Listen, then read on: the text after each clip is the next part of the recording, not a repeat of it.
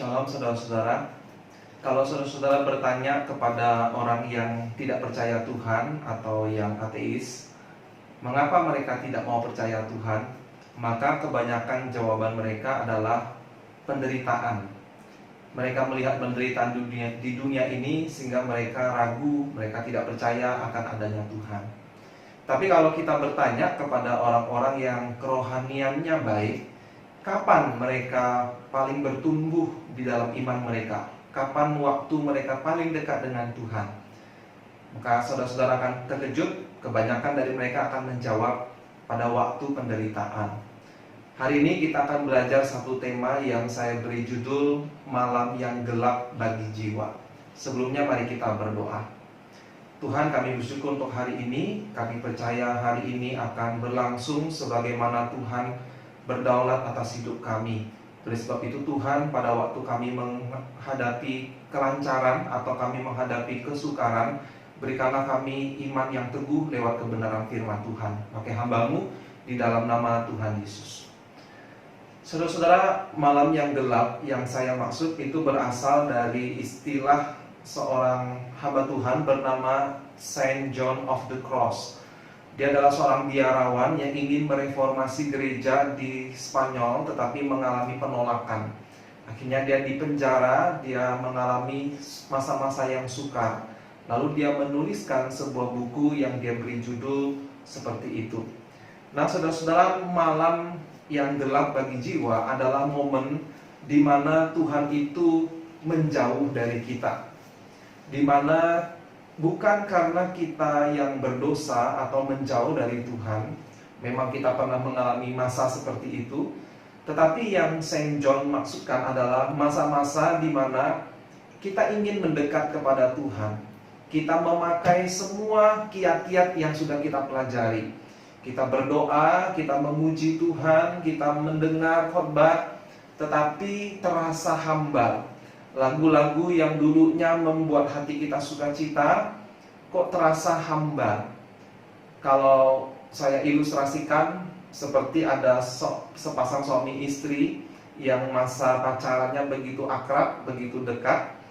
Lalu suatu hari setelah bertahun-tahun pernikahan, istrinya mengeluh pada suaminya.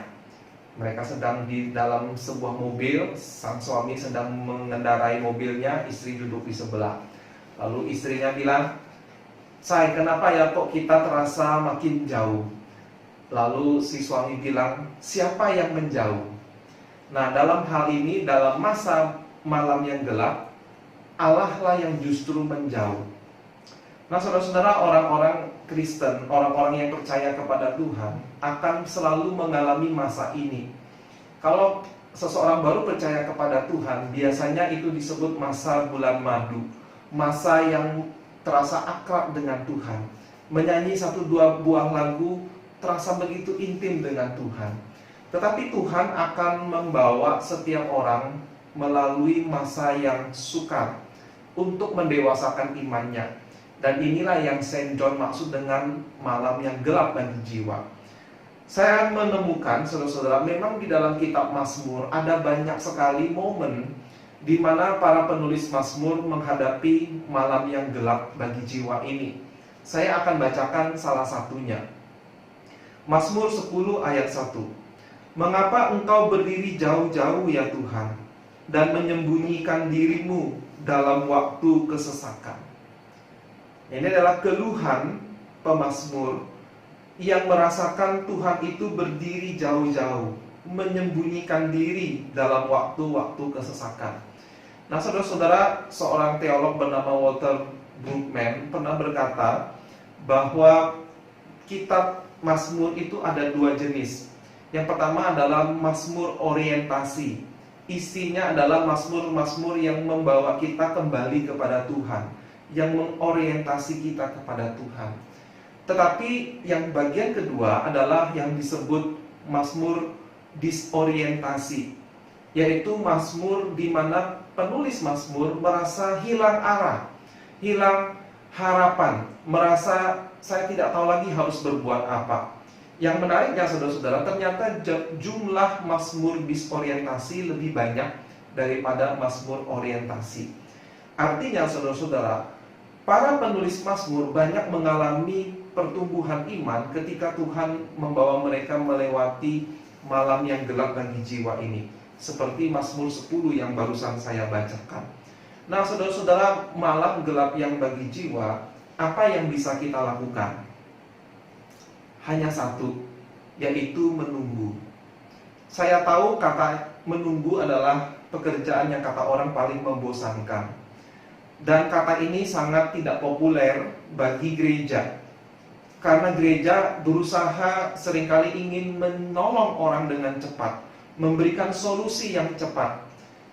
Kita ingin cepat Tuhan menolong, Tuhan memberikan solusi. Kita ingin kita mempunyai jawaban untuk persoalan orang lain yang menceritakan kesulitannya bagi kita. Tapi saudara-saudara, kebenaran ini sangat penting. Masa di mana Tuhan membawa kita kepada malam yang gelap bagi jiwa.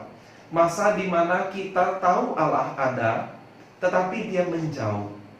Kalau saya ilustrasikan, Allah itu ada di dalam mobil bersama dengan kita. Kita ingin mendekat kepada dia, tetapi justru dia yang duduk menjauh, duduk di paling belakang, paling sudut, dan dia ingin membawa kita melalui proses itu, masa yang sukar ini. Nah saudara-saudara, seorang biarawan bernama Frederick Faber menuliskan kalimat ini. Saya sengaja bawa buku ini untuk saya kutip. Demikian kata-kata beliau. Dalam kehidupan rohani, Allah memilih untuk menguji kesabaran kita, terutama melalui gerak lambatnya. Ia lambat, kita cepat dan tergesa-gesa. Itu karena kita baru hidup untuk beberapa saat, sedangkan dia sudah ada sepanjang kekekalan. Ada sesuatu yang teramat sangat mengagumkan dalam gerak Allah yang teramat sangat lambat. Biarkanlah hal itu menyelubungi jiwa kita, namun jangan biarkan hal itu menggelisahkan kita. Kita perlu menantikan Allah berlama-lama dengan lemah lembut, dalam terpaan angin dan basah, dalam guntur dan kilat, dalam dingin dan gelap. Nantikanlah dan dia akan datang. Dia tidak pernah datang pada mereka yang tidak menunggu. Dia tidak akan melintasi jalan mereka. Tetapi ketika dia datang, pergilah bersamanya. Namun pergilah pelan-pelan, sedikit tertinggal di belakang. Ketika dia mempercepat langkah, pastikan dulu hal itu sebelum engkau mempercepat langkahmu. Namun saat dia memperlambat langkah, langsung lambatkan pula langkahmu. Dan jangan hanya melambat, namun berdiam dirilah setenang mungkin, karena dia adalah Allah. Nah saudara-saudara, kalimat ini kemudian saya lengkapi dengan kutipan dari Dallas Willard, seorang hamba Tuhan yang terkenal karena pelayanan spiritualnya. Dia pernah berkata begini, kamu harus berusaha habis-habisan menyingkirkan keterburu-buruan dari hidupmu. Nah saudara-saudara, memang ada masa-masa di mana kita harus bergerak cepat, di mana kita harus efektif, di mana kita harus kreatif, di mana kita harus responsif. Tetapi ada masa di mana Tuhan ingin kita menunggu, masa di mana Tuhan membawa kita ke dalam malam yang gelap bagi jiwa. Saya ingin tutup dengan kisah cerita dari seorang hamba Tuhan bernama John Ortberg. John Ortberg menikah dengan istrinya. Yang ingin saya ceritakan adalah tentang mertuanya. Mertuanya bernama Al. Al adalah orang yang tidak mau percaya kepada Allah sejak kecil. Kenapa? Sewaktu kecil, mamanya seorang diri membesarkan dia dan saudara-saudaranya, dan mereka sangat miskin. Suatu hari ibunya pergi ke gereja minta bantuan dari gereja. Tetapi bukannya bantuan, malah ibunya ini mendapat perlakuan yang buruk dan pulang tidak membawa apa-apa. Sejak itu Al berkata kepada dirinya, saya tidak mau percaya kepada Allah yang membuat ibu saya menangis, karena dia jarang melihat ibunya yang tangguh itu menangis. Singkat cerita, setelah Al dewasa, dia punya anak perempuan, lalu anak perempuannya ini menikah dengan pendeta John Ortberg. Awalnya Al hanya diam saja dan tidak menentang keputusan putrinya untuk menikahi seorang pendeta. Sampai akhirnya pendeta John Ortberg dan istrinya mendapatkan anak yang ketiga, seorang anak laki-laki, dan disitulah mertua dari pendeta John Ortberg ini sangat akrab dengan anak mereka yang ketiga ini. Suatu hari Al menderita kanker kulit, saudara-saudara. Dan kemudian karena penderitaan, kesakitan, proses pengobatan yang menyakitkan dari kanker kulit ini, justru akhirnya Al mendekat kepada Tuhan, dan akhirnya dia percaya kepada Tuhan, lalu meninggal karena sakitnya itu. Sebelum meninggal, dia berkata kepada pendeta John Ortberg betapa dia mengasihi putrinya, dan dia merasa bersyukur kepada Tuhan karena putrinya menikah dengan seorang hamba Tuhan. Dan kemudian dia mengaku bahwa 1 tahun terakhir sejak dia didiagnosis kanker, justru dia mengalami kedamaian yang belum pernah dia alami seumur hidupnya. Ajaib sekali, bukan? Jadi saudara-saudara, Tuhan memang kadangkala membawa orang ke dalam malam gelap yang bagi jiwa.